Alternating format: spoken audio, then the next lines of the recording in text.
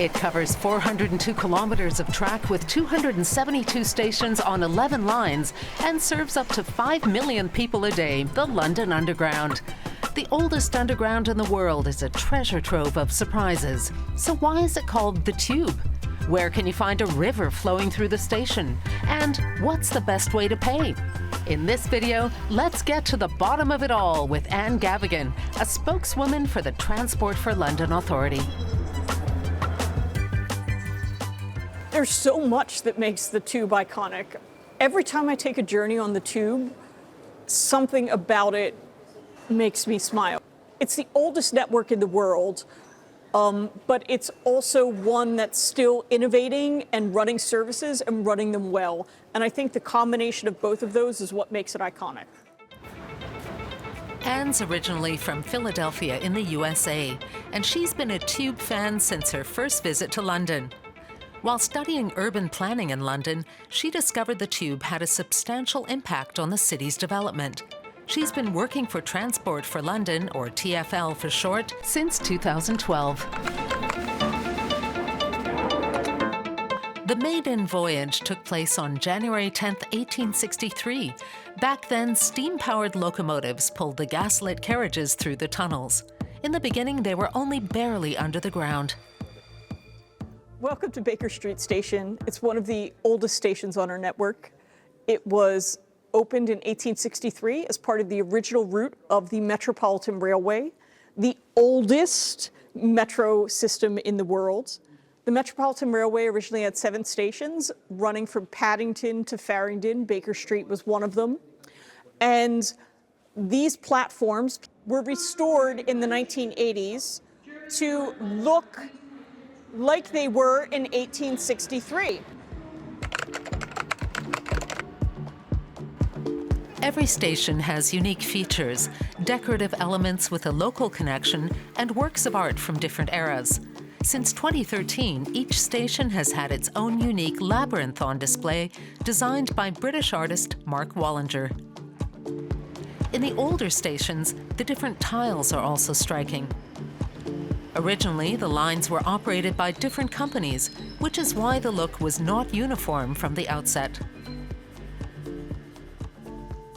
So I think having these additional visual cues for people is helpful. So it's not just about connecting with a word, it's about the visual cues. And even people who read use those. You may be on a train where people are standing in front of the windows, it may be packed, you may not be able to see the roundel, so it helps to have anything that lets you know where to get off the train.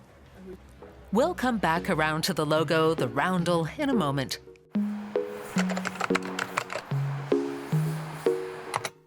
Although it's officially called the London Underground, only 45% of the line actually runs underground.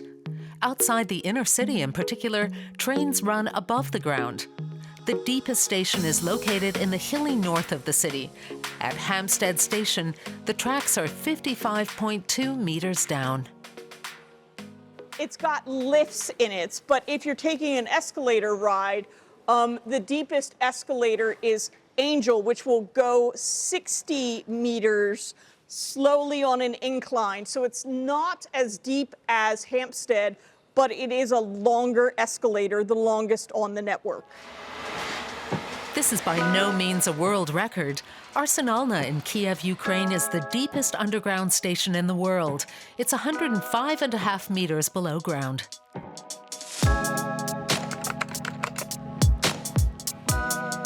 The route map design has been copied by many of the world's underground systems.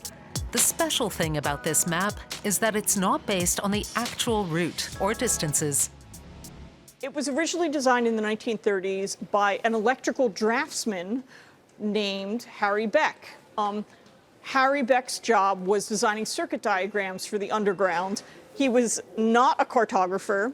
So Harry Beck came up with this map, and he actually experienced a lot of resistance. And it took the underground 2 years to kind of accept it.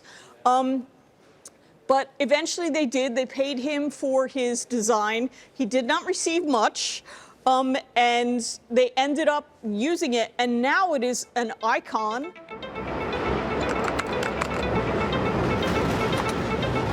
These old maps show the actual route of the London Tube, and it's often very curvy.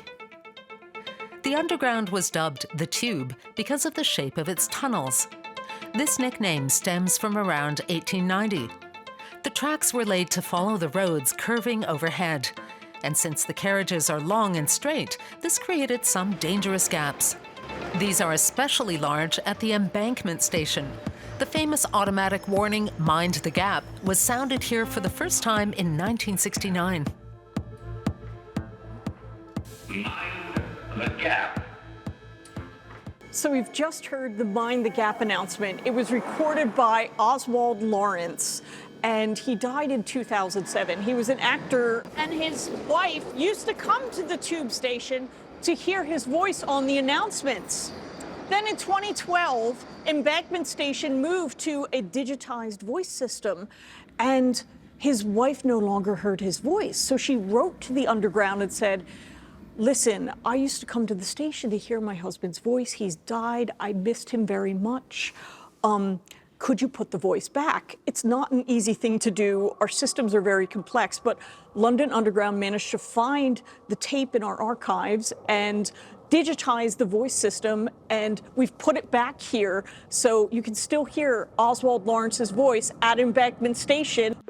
Equally famous is the logo known as Roundel, first installed at St. James's Park Station in 1908 to help people find their way. The Roundel and Mind the Gap are very popular souvenir slogans.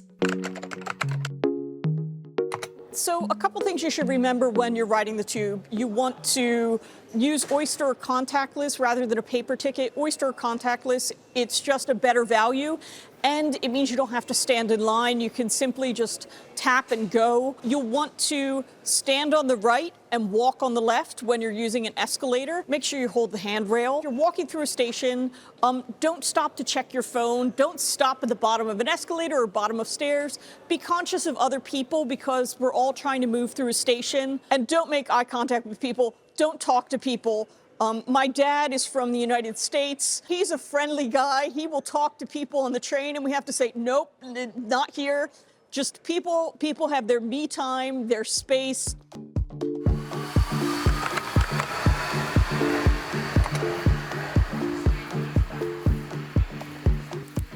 Okay, so we're coming out here on the station. If you look up, you'll see this big green pipe across the station, and that is actually where we've got one of the lost rivers of London, the River Westbourne. And that's one of the great secrets of Sloane Square Station.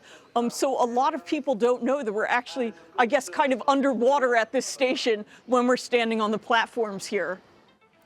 And if you look closely, you might notice that this station used to have a roof. It was destroyed by bombs in World War II. I really just want people to know that every tube station has something special and interesting about it. If you keep your eyes open, there are going to be things that you notice which make your journey interesting and special, and you just have to keep an eye out for them. So now you've done some homework. Why not head to London to discover the oldest subway in the world for yourself? But don't forget, mind the gap.